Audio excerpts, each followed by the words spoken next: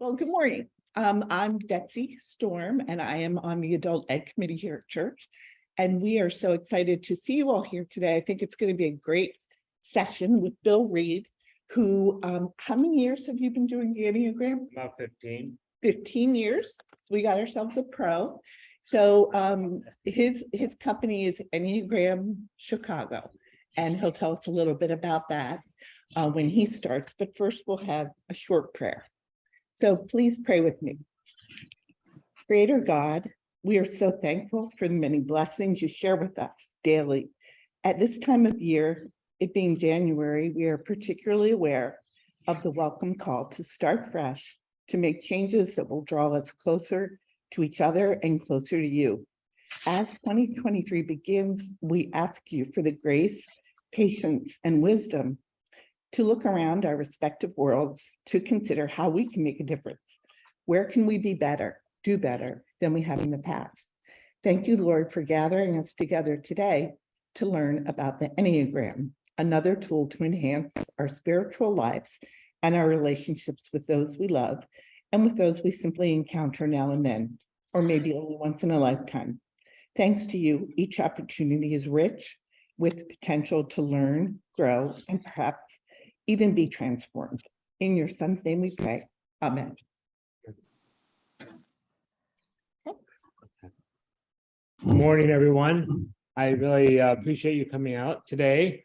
My wife was supposed to be joining me, Colleen, who's also a certified Enneagram teacher, but she woke up with a horrible sore throat. So we decided that you didn't need to be exposed to that.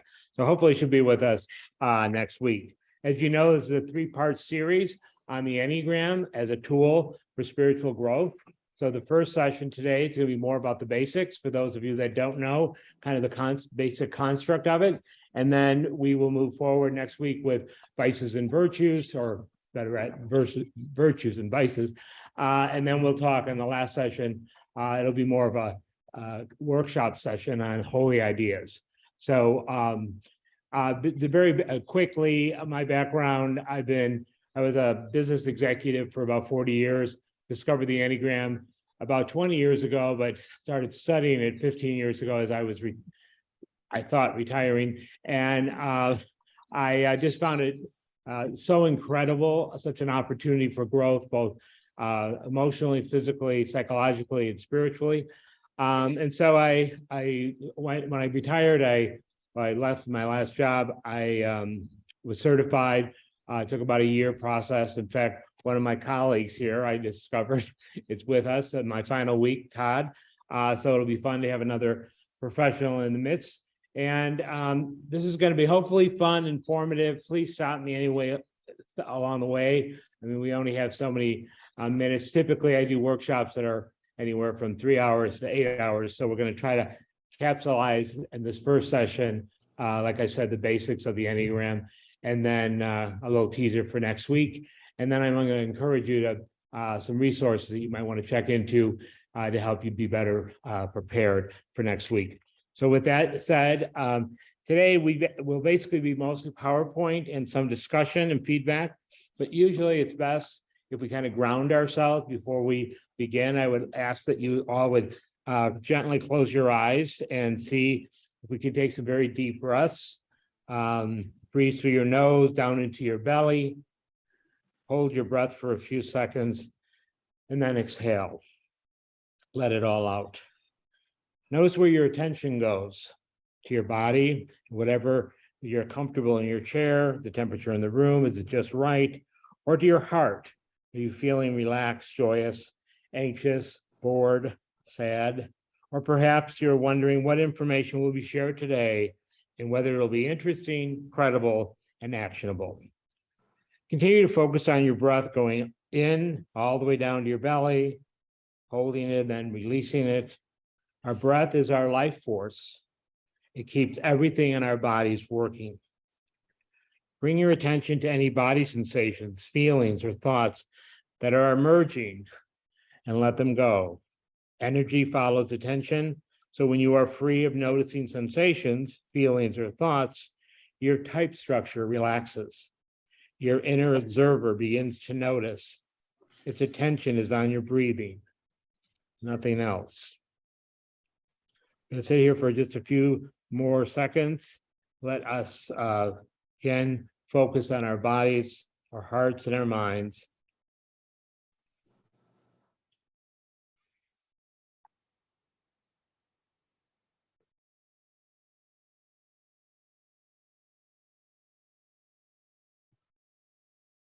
Okay, we'll bring our attention back into the room, focus on where we are, what we're going to be doing over the next hour or so.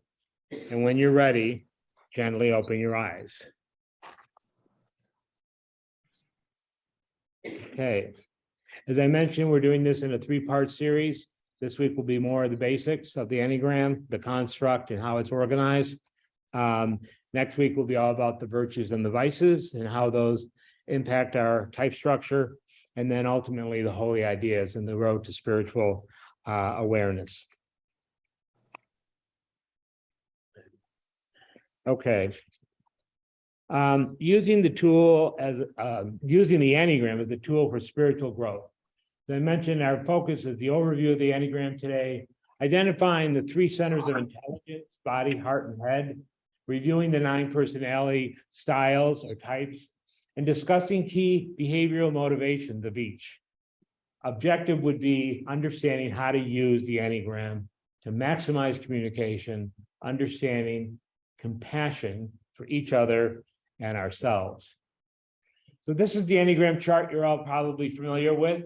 We have the top chart, top section of the circle, the body, types 8, 9, and 1, the heart, 2, 3, and 4, and the head, 4, 5, 6, and 7. There are 9 styles of communication.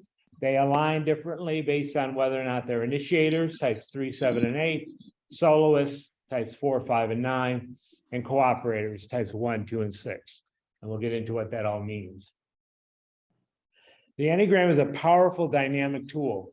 It defines personality styles, but it explains unconscious patterns of behavior in the 3 centers of intelligence: the sensing center, your body, the doing center, your heart, and your perceiving center, your head. The GQ, or body instinct, is a need for balance and well-being. We all have it. It's that fight or flight instinct. The body center types trust it and take action with it. The EQ, or the emotional intelligence, is the heart, and it's a need for connection, a need for relationship, and also what's driving that need is what we call shame. In the body, it's anger, and in the head, it's fear. These are unconscious energies. Oh, I'm sorry. And then the head, IQ, is we're all fairly familiar with, our intellectual intelligence, and it's this insatiable need to know, to be secure, to be certain. So the GQ, the body, the EQ, the heart, and the IQ, the head, we use all 3, but we lead with one. And the goal is to figure out which one we lead with, because that'll kind of view how our perspective is on virtually everything we do. So the GQ we'll talk about for a few minutes.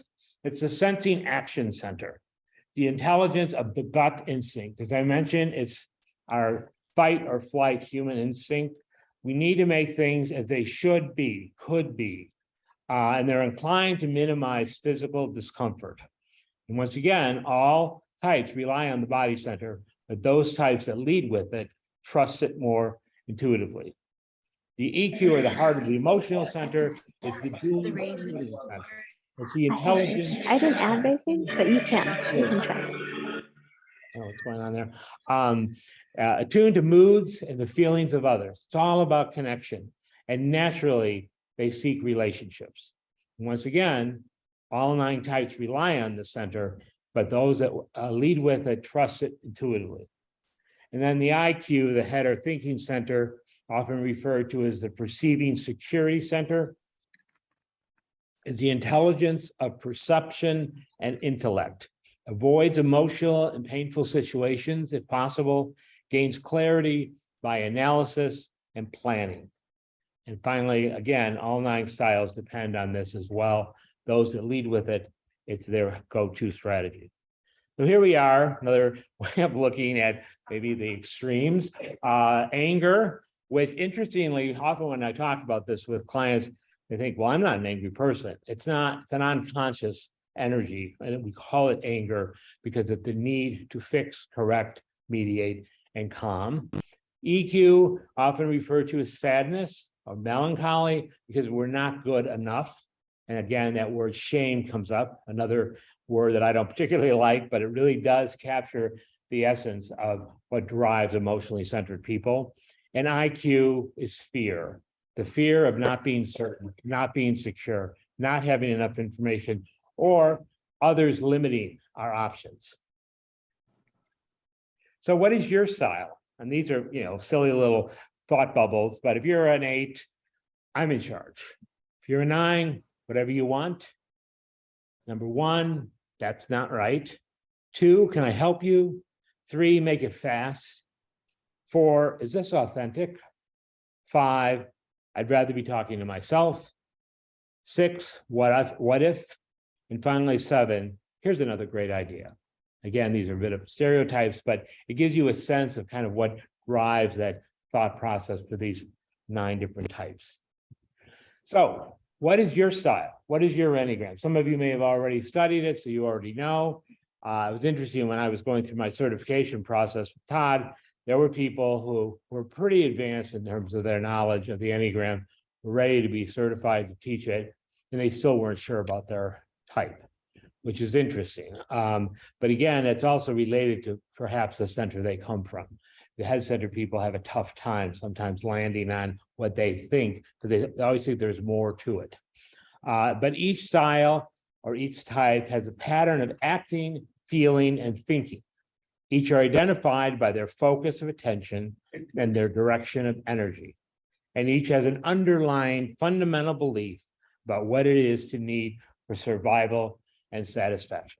That's what our egos are, a survival mechanism. We couldn't survive without them, but it's when they take charge, we have some issues to deal with. So again, the GQ, type 8, the powerful person. These terms come from a gentleman named Dr. Jerry Wagner here in Chicago. He has a certification program, which my wife went through, called the Enneagram Spectrum, but he was a former Jesuit and then a clinical psychologist. So he has a whole nother dimension. There's a lot of traditions. Todd and I both studied with the narrative tradition with Dr. David Daniels and Helen Palmer, but there are several others that are equally enlightening. And Jerry goes pretty deep on the spiritual side, so he's a great resource. Anyway, type 8, the powerful person, type 9, the peaceful person, and type 1, the good person. Okay, any questions so far? I know we're kind of running through this quickly because I'm hoping that we will have dialogue at the conclusion of the PowerPoint, but if at any point along the way you're like, what's he talking about? Please stop me. All right, and I don't know what happened to my music. I don't have the music that goes with this. Oh, well, it's pardon me? Next week. Well, this is the eye of the tiger. What I'm trying to do is kind of capture the essence. These are some examples. I have no idea of these 3 people, none of whom are alive, what their type was. But based on their external behavior, what we've read about them, what we know about them, Samson, Ruth Bader Ginsburg, and Martin Luther King potentially could be what we would consider type 8 personalities. Very strong, powerful people, not necessarily physically like Samson, but more perhaps intuitively. And yes, please. This is new to me. I don't know anything about this. So excuse me.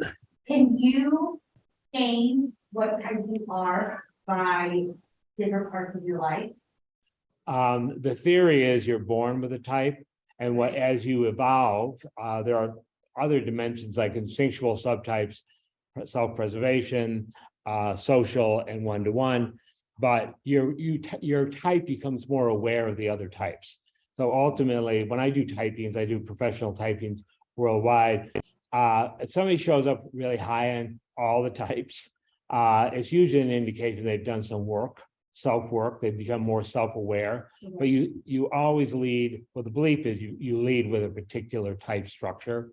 Many people say, well, I used to be a 3, but now I'm a 6. And I'm like, well, the 3 and the 6 are related, but you continue to be a 3. It's just you become more self-aware of your type restraints or your type. So it can't be like one day you're depressed and you take the test and you answer questions perfectly, and then the next day you're feeling okay and you take it and it changes. It's not like that. Well, it is to some degree because tests are only a filtering mechanism. That's why we do one-on-one interviews, Okay. because we're looking for signals of body, head, and heart, eye contact, things like that, beyond just what the test said. I mean, typically a good test, the test I use is from the Enneagram group, which is Debbie Burdett, the one you took. She's a professional that I work with. And I would say it's probably anywhere from 80 to 85% accurate. Some of them are as low as 50%. Some of them are just a joke. But most tests are just really the first step in the discussion. And what it typically shows is you lead with one, but you may have a really strong relationship with one or two others, sometimes from your own center. Sometimes if you're operating a lot in your stress center or your stress type, you'll show up more in that type or your security type, because all these types have what are called stress and security movements. So, you know, if you're a 2 under stress, you're going to move to type 8, which is the challenger, but you're going to pick up the less desirable characteristics because you're under stress of that type. Where when you're at your best self, you move to type 4, which is more the creative, dynamic side. Any other questions? Did that answer your question? Yeah, it did. Thank you. Okay. Any other questions? I'm disappointed our music didn't show, but anyway. So the powerful person, you know, and again, these are just kind of illustrative to give you a sense of the energy of it's powerful, takes action in an unjust world. And ultimately, those 3 types look very different, 8, 9, and 1. 8s, they don't hesitate. They just, that energy comes out and they don't see it as intense. Other people might find them a little bit overwhelming, intimidating, controlling, but they don't see it that way until they become more self-aware.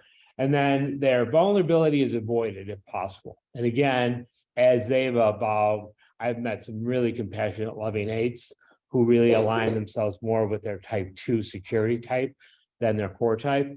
But they value directness, justice, and control. So they are the first that will call the elephant out in the room. If you're in a meeting or if you're in a group discussion and people are talking around an issue, an 8's going to name it because they just want to get it off the table. And they don't take it personally either if someone doesn't like it. All right, this is type 9. It's really cool, this cool music. But anyway, so these 3 people, I know, well, you know, again, sometimes it's to get people's awareness of, you know, how distinct they are. And again, I caution all of you not to think I have any idea what these people's types are, but I'm looking at their external behaviors, okay? They could be a completely different type, but you've got Abraham, Mr. Rogers, and the Dalai Lama.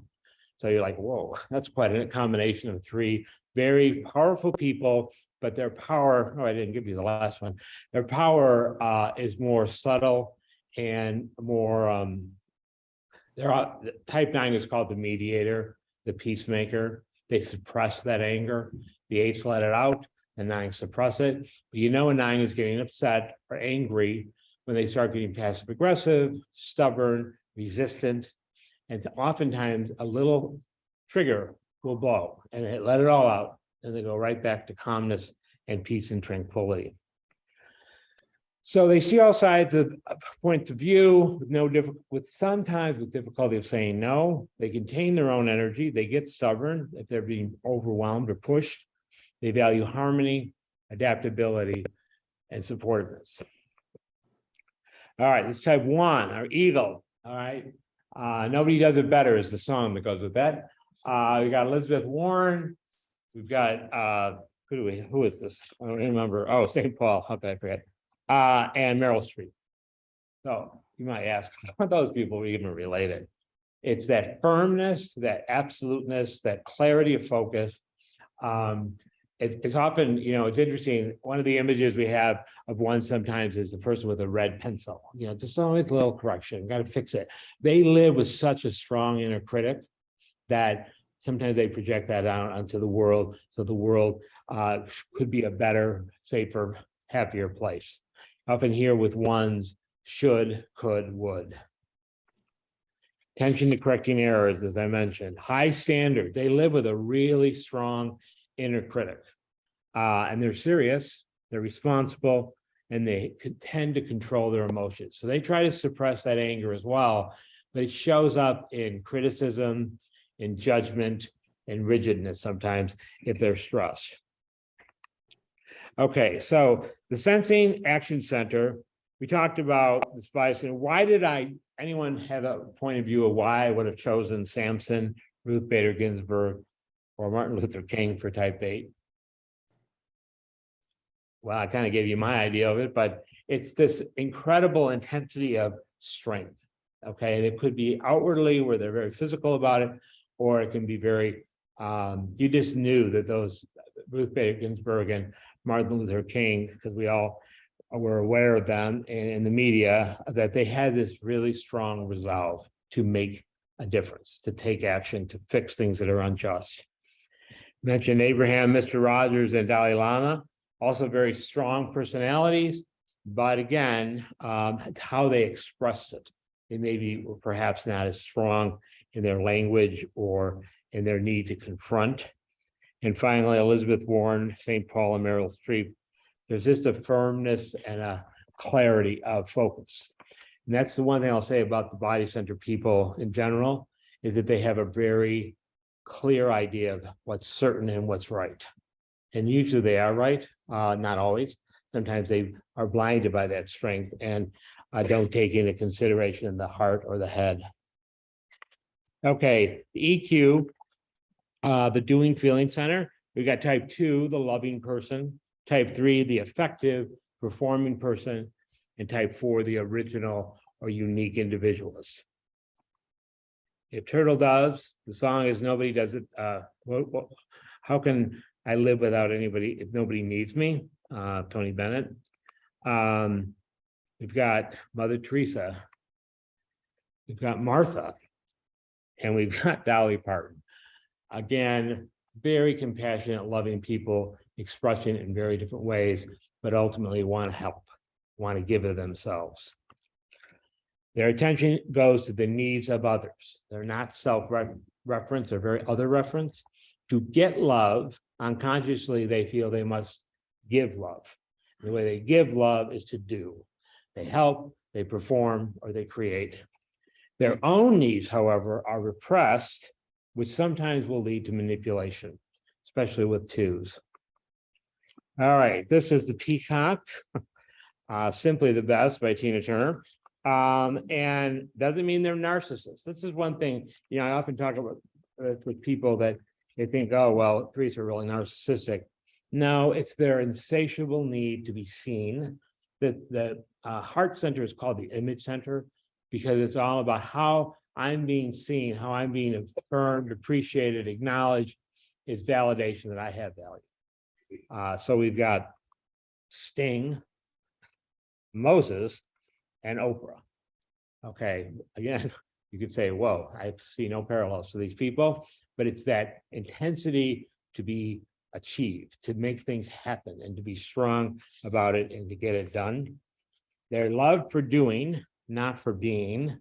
Their attention is to tasks, goals, and they value efficiency, competition, and winning. So sometimes 3s will look a lot like a 1 because they really want to get it done right, but 3s can work around it a little bit, cut a couple corners, as long as they get to the goal. So if you want something done, definitely ask a 3. If you want it done absolutely right, ask for a 1. All right, this is a Kitten. Do you realize for the Flaming Lips is a song? Just so you get kind of a sense. We got Billie Eilish, we got Lady Gaga, and we got King Saul. It's interesting when I did the research on King Saul, I didn't realize just the insatiable need that he had for validation and also that he didn't trust God. So he was, destroyed. I guess that the statement was he was destroyed by his own jealousy. And sometimes 4s, especially unaware 4s, can live with a lot of their vice is envy. And so it's always what idealization of what somebody else has or somebody else is doing. And again, longing, envy for what's missing in their life, intense feelings. What is real? It's interesting. I had a good friend who's a 4 who said, you feel sadness, I feel devastation. I'm like, oh, okay. And they value authenticity, beauty, and sensitivity. They're lovely people. They incredibly original and incredibly dynamic, but also that kind of they withdraw a little bit and pull you into their life versus the other 2 and 3, they're kind of pushing out toward you. Okay, and EQ, just wrap that up, intelligence of connection and feelings, attuned to moods and feelings of others, and naturally seek relationships. You might ask again, why we chose those people. It was just to give you an illustration of the possibility of what those types might look like. Any questions on the heart center? We're going to wrap this up with the head center, often referred to as the perceiving center. Type 5, the wise man or the wise person. Type 6, the loyal person, often referred to as the devil's advocate. And type 7, the joyful or enthusiastic person. This is a 5. Not that all 5s are turtles, but they are more conscious and more focused, and they're always gathering more data points. We have Albert Einstein, Bill Gates, and St. Thomas. And some people might think St. Thomas would be more like a 6 because he's doubting Thomas, but it was more they needed the proof. He needed the data points. It wasn't going to just take it on faith. Okay, I need to know that this is factual and accurate. Sometimes I joke I have 5 children. My oldest is a 5, and I'm a 2. So the 2 of us always have some challenges. But he asked me what time it is. He always wants to tell you how the clock is made. I'm like, really? I just need to know what time it is. But he wants to make sure I have the correct information. So again, they conserve energy and they detach from feelings, which is interesting because they're right next door to type 4 on the Enneagram chart. So they have a very deep emotional well. They just don't show it. Desires and dependency is limited and values knowledge, self-sufficiency, and simplicity. This is type 6. It's interesting. We have a rabbit and we have a golden retriever here. We have what's called a phobic and a counterphobic 6. 6s are so special. In fact, my wife is a 6, so she could tell you what it's like to be a 6, but they're always questioning. They're always thinking there's more to what is being said.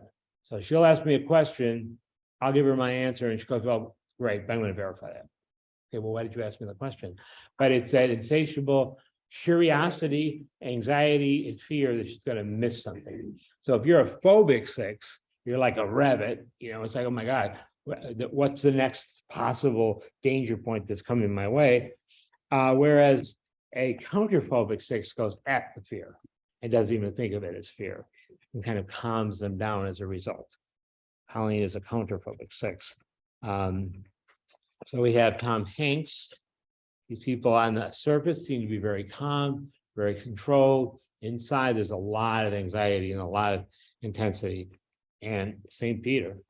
So, I mean, the ultimate is that sense of always, it's really hard to calm them. I mean, for a 6 to relax, they need to move to the body center to type 9 and just kind of take a deep breath. And usually something physical like a walk or a massage or something that will kind of calm, how they get reconnected to their body versus their head. So again, phobic, it's overwhelming fear and anxiety, paralysis. We all know people that have a really difficult time making decisions and are fearful they've made the right decision.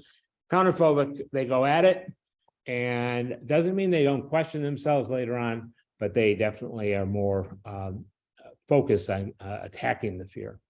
They doubting, fearless, underneath, develop attention to worst case scenario, hazards, and values loyalty, warmth, and thoughtfulness. You're never going to find anyone more loyal and accountable and dutiful and responsible as a type 6, at least my experience. And finally, this is a Frank Sinatra song, The Best Is Yet to Come. This is a type 7. And they are very free-spirited. They love adventure. They don't recognize fear, even though they're a fear-based personality. They come across like all's well, and I just want to think about the future. And people love sevens because they're very dynamic, fun, loving, energetic people, creative people, just like fours, but they live in the future. Fours tend to live in the past, or at least dwell on things that have not happened for them. So we've got King David here, President Biden, and Rachel Maddow. Optimistic, enthusiastic, and tend to achieve great things. But sometimes it's hard to hold them down to follow through and results. So we call this, or Jerry calls this, the joyful person's excessive desire for new ideas and experiences reframes negatives into positives. And because they're so upbeat and they are positive reframers, people are attracted to them. But then people sometimes feel they're not being listened to or really understood, because a seven will want to fix your problem and then move on. They value optimism and adventure for life.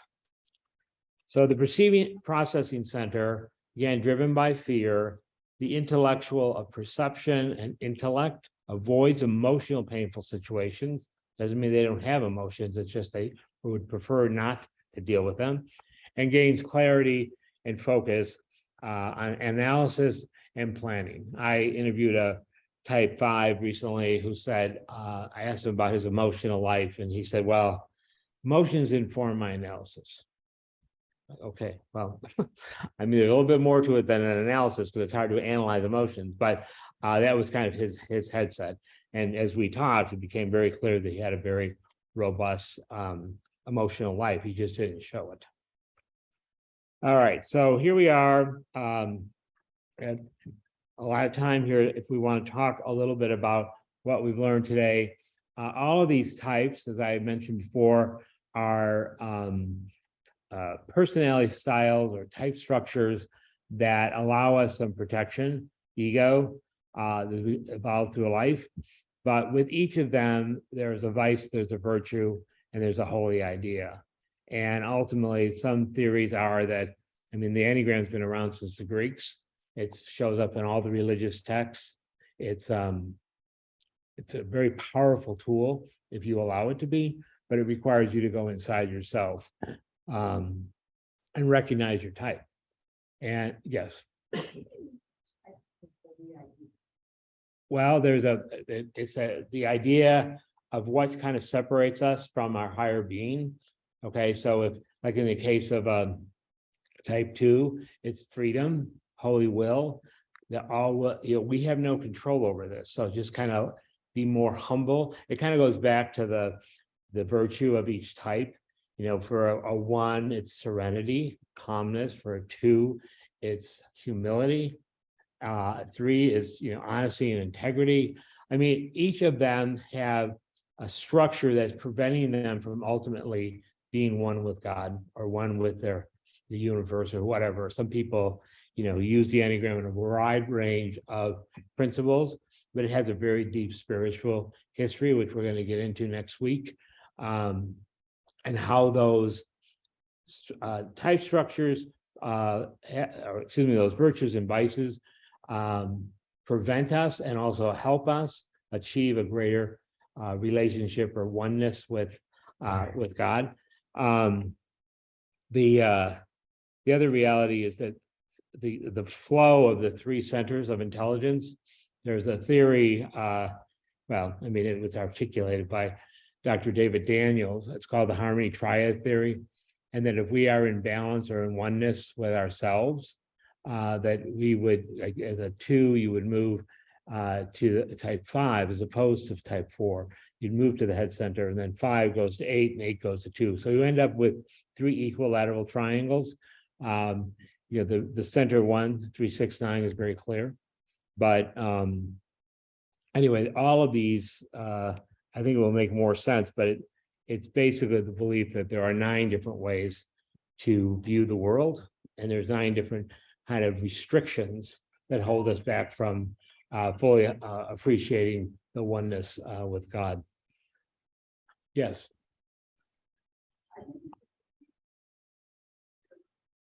I'm sorry, I can't, can you speak up a little bit? I can't.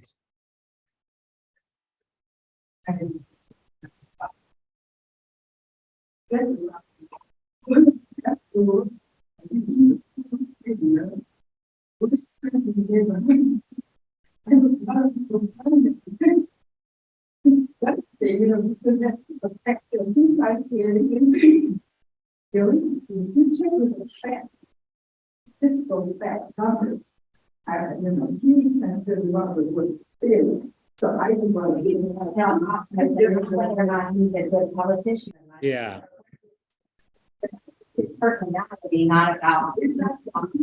That is the way I think now is. Anyway, no, I think that's what the fact, I just wanted to that.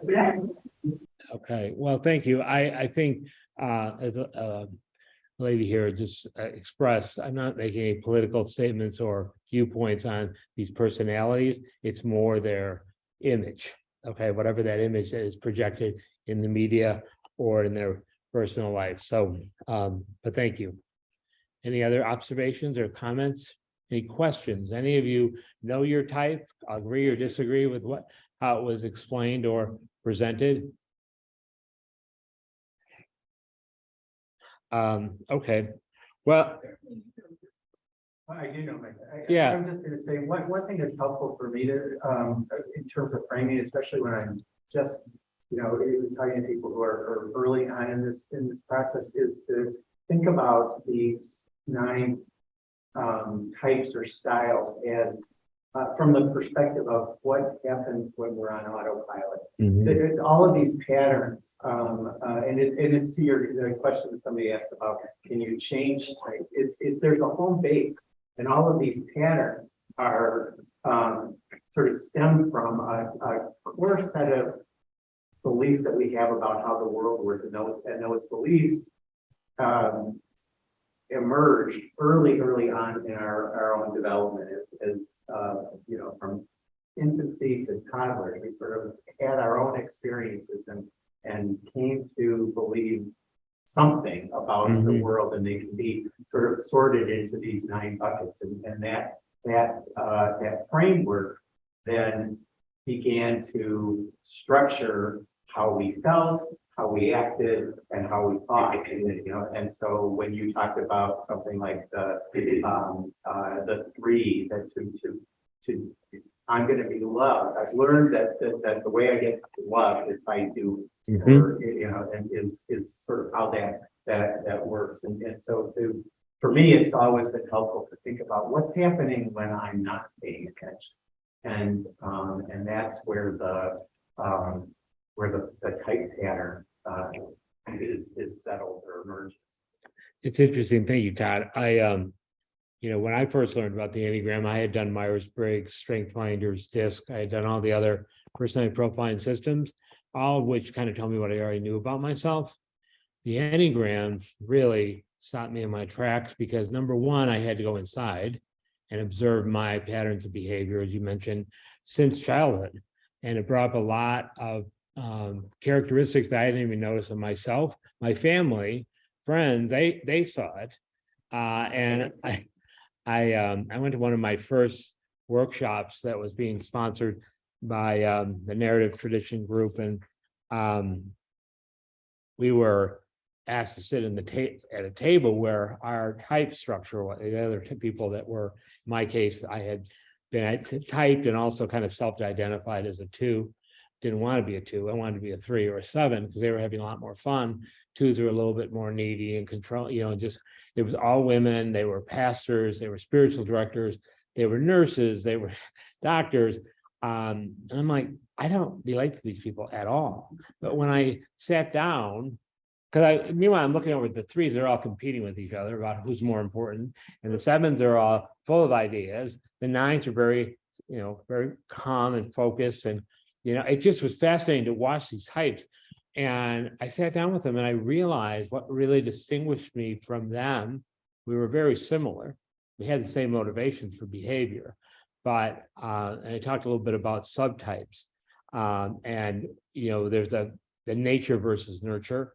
The theory is nature is your type, nurture is your subtype. which is how you were nurtured as a child, and your family of origin, your country of origin, your religion, whether you had enough of your needs met or too many of your needs met, or if you were socially dynamic or not, or whether you had a strong intimacy, one-to-one, sometimes referred to as sexual, but it's the intensity of that one-to-one bonding. And I realized that everyone at that table were either self-pres or one-to-ones, and I'm social. And so as I heard their stories, I heard their perspectives, I began to see that other dimension of my life. There's a great author, Dr. Beatrice Chestnut, who's written extensively about subtypes. And if we have some time next week, we can talk a little bit about them. It really does make a huge difference. She and her partner, Uranio Paz from Brazil, have a wonderful podcast called Enneagram 2.0, which I strongly encourage you to listen to if you're into podcasts, because it really opens up. I mean, there basically are 27 variables, 27 types. We usually don't get to that deep with people who are just learning, and the key outcome for today is for anyone who didn't know about the Enneagram, the basics are that. For those of you who do know about the Enneagram, hopefully it's another dimension of kind of awareness. As I mentioned in my intro, I've been doing this for 15 years. My wife got into it as well. In fact, she led me into it. I should give her credit for that. When I first learned about it, I thought, it sounds like a bunch of new age nonsense. It's because I was unwilling, my vice is pride. And it's like the thought of me having to be humble and go inside of myself and recognize what I was showing up as to my family, to my friends, to my coworkers. And I hadn't realized that so much of my career, my success, my drive, a lot of that had to do with my social instinct and my alignment with type 3, but also I was operating in a type 8 structure. Being a male in the business world, highly competitive, they weren't looking for soft, loving, compassionate leaders. But in fact, that was a more authentic leadership. And so once I learned it, I was able to apply it at my company. I brought the Enneagram into my last firm in Cincinnati. But yeah, had I known about it back when I was first getting started, that's so exciting when I talk to young people in their 20s or 30s who are just kind of discovering themselves, that the Enneagram can really be transformative for you throughout your life, both personally and professionally. So anyway, any other questions? Yes. My observation of the years is that people's real personality comes out in times of individual or collective stress. Yes. Is that Yes. accurate? Well, it's a trigger, and again, we're triggered to protect ourselves. And so it's a form of protection. And that, again, you're going to be triggered or behave differently depending on what type you are. So under stress, as a heart type, I'm going to be very focused on controlling and fixing and dominating the situation because I have the solution. I can help you, even though I haven't been asked. Whereas my wife is a 6, so she deals with stress by doing. She moves to type 3, and we're getting ready to do something, and we're under a lot of pressure. And I'll look over, and she's like cleaning the closet. I'm like, "What are you doing?" But she just needs that sense of security that she's producing something, but it's not what she really should be focused on. And that also, that energy of anger, shame, or fear emerges really brightly. I mean, you can see it. And you can see it collectively as a group too, how people operate under, the pandemic has been a prime example of how different type behaviors have responded to it. Some people have found it really relaxing and enjoyable because they could be alone. I've had many 5s say to me, I didn't have a problem. I mean, I like being alone. But, that Zoom connection, that interaction for a heart type or a communicative type was very challenging. But you're right, stress or even great joy, people's real true essence comes out. When we're all at our very best, we're going to perform very differently because we're going to move to a different type. Is that water over there working? Oh, thank you. Any other questions? Yes. purposes of this class, if we want to find out our type, what would be the best online resource that you would recommend? Well, there are the type, that I offer typing services, and I'm offering thank you very much, a discount to this group. That I would send you a test. I mentioned it's called the Enneagram test, Enneagram group test, developed by Debbie Burdett from the Conscious Leadership Group here in Chicago. And you take the test, you get the results, and then we do a one-on-one interview. And the purpose of the interview is to help understand why you're showing up in particular. She provides you with a graph and kind of like what the dimension is. You know, as a 2, I also show strongly as 7 and 3 and 4. Okay, well, that makes sense because 3 is my wing type and 4 is my security type, and 7 is that mirror type of mine. Okay, but then getting into the why, because it really, what's interesting about typing, and as I mentioned, I do them all over the world now with the Conscious Leadership Group. And some people are doing it because their bosses told them they had to do it. Other people are doing it because they're really curious. But it's fascinating to me, based on the center you lead with and your kind of your construct, your ego, how much more curious you are. Like head people are very curious, but they're also very suspect. Like, how is this credible? How do you know this is a correct analysis? But there are other types, other tests out there that are, in fact, I can give you a list of them when I come back next week, if you don't want to do it through mine. But I've used Jerry Wagner's test. It's called the Enneagram Spectrum. And as I mentioned, he's a former Loyola professor. And I use that actually quite a bit before I started using Debbie's. The narrative tradition also has a test. Dr. David Daniels, who wrote the Essential Enneagram, you can take the test right within his book. It's a little paperback. That test is also available at the narrative Enneagram.com. Correct. Org, yeah. Enneagram. Online. Yeah, the narrative Enneagram.org. You can take the test just online. But again, getting your results is not going to necessarily tell you your type. It's going to give you an indication. Yes. Oh, I thought you had a question. You have a question? Yeah. My question was just more, it seems like even though that this is an ancient tool, that in recent years there's been a higher level of awareness of it. Is that so, or? No, absolutely. I mean, Todd could say his perspective, but I had never heard of it until 2005. And it has been passed down in many cases orally. There were some leaders back in the 20th century that began to write down and analyze it, both from a spiritual and a psychological perspective. There's a book coming out at the end of the year that was done in partnership with Dr. Daniels and his daughter and a variety of other psychologists. And I think there's a couple of spiritual people on that committee. But anyway, it's became much more present, I would say, in the 70s and the 80s. And the International Enneagram Association was started partly by David and Helen back, I think, in the 80s. The school, the narrative school, was started in the 80s. It has kind of taken on a life of its own in that you see a lot of memes and, you know, people, millennials have really found it particularly fascinating. But again, it's almost like, you know, I find sometimes when people say, I was interviewing a CEO the other day who was absolutely convinced that one of his employees was, oh, she's a 6 for sure. And she had not been, so she took the test. I interviewed her, she's not a 6. And she said, well, my boss told me I was a 6. I'm like, so I just cautioned him to say, you know, it's really important not to be told. It's not a typing like, you're this, so good luck.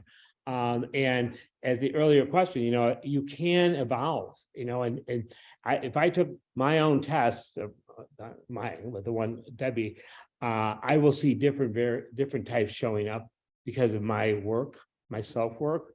But when I took it way back, you know, I took David's test, you know, probably 15 years ago, and it showed up similarly, but there were other types that didn't show, which they now show. So, you know, I think a lot of it is once you know, decide what you are, you have to decide that. I can't tell you what that is. I can guide you in that direction. I mean, Todd, do you have any comments about that? Like, I mean, you're a 9, correct? So when did you know, or how did you know for sure that was your type? And have you ever questioned it since? Well, for me, I went through a process actually with Debbie, where I did a little questionnaire and then had a conversation. She left me with 3 different types to explore further. And for me, the thing that was it helped sort of align where I landed with the dial 9 was understanding that core belief of the child, where, you know, what was it that I learned about the world, and then being able to sort of reflect back to early childhood and say, oh, wow, here are all kinds of examples of how I was learning that lesson. And It's also interesting, follow up on that, that workshop that I did back in 2000, it seems like ancient times now, 2007, with Helen Palmer and this whole group of Enneagram professionals and enthusiasts from the Cincinnati area. I was on a panel discussion, and Helen Palmer, who still is alive, she's written a lot of books. There were 3 2s on the panel, and one was talking about how she knew she was a 2 and what childhood memory came up as a result. Because once you start studying this, a lot of other stuff shows up in your life that you had forgotten. And she said that her father had died, and she was about 12, and she remembers looking at her mother and thinking, I'm going to find her a new daddy. And she said, this is a childhood memory. And at that very moment, I know this sounds ridiculous, but I had this incredible heat all over my body. I mean, to the point where I'm in front of like 300 people. So I'm thinking, whoa. And I knew I was the next one that Helen was going to ask questions of. And I just let it out. I said, all of a sudden I had this vivid memory when I was 5.5 years old, and I was told my father was dead. And I remember not understanding what that meant as much as looking at my mother and thinking, how am I going to help her? And I spent the rest of my childhood being in charge, taking charge, learning how to do everything so that I could fill a void. And this was all unconscious. And it's interesting, after all these years later, my grandmother moved in, and she kind of was probably she definitely was an 8, very bossy, very controlling, very Victorian. And I would not be where I am today if I had not been brought up by her, but she challenged me to take ownership and be responsible, be accountable, helpful, and God forbid, don't be selfish. Well, to tell that to a child who's a 2, not to be selfish when they have really no sense of self anyway, it's all about the other. I mean, here when I'm learning this in my training, I'm thinking, wow, I mean, I even brought it up during my training, and I said, I don't know what to do with this. I mean, I've spent my entire life taking care of everybody else. And it's like, well, what about me? But my family tradition, my father's family is Presbyterian, my mother is Catholic. So we grew up as Catholic, and taking care of yourself was considered selfish. Well, again, you have to understand, what did you get rewarded for? As a 9, what did Todd get rewarded for? What made him feel better? I got rewarded for by being seen, by being an achiever, and by exceeding somebody else's needs. And all of a sudden it's like, whoa, I gotta take a breath here.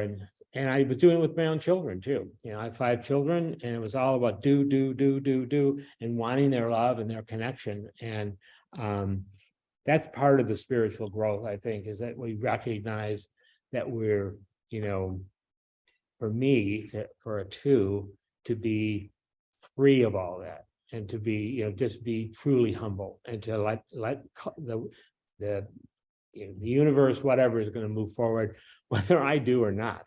Okay, so any other questions or observations, thoughts? Okay, all right, well, next Sunday, thank you, I appreciate it. We're going to talk about virtues and vices, what they are.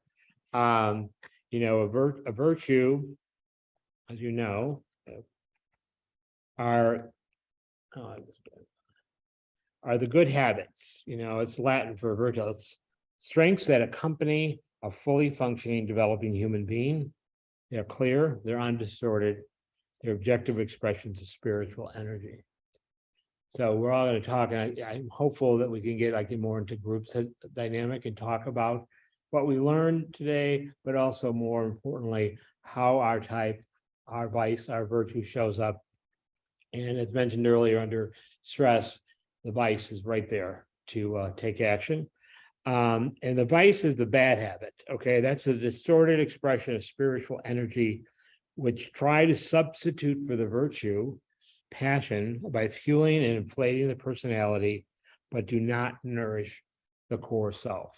So once you're at that point of spiritual fulfillment, you're nourishing that yourself, your personality, your vice becomes less important. It's more about your virtue. So with that, as I mentioned, I'm offering a discount if anyone's interested. They can go to my website or phone number. That would include the online assessment and a one-on-one Zoom interview.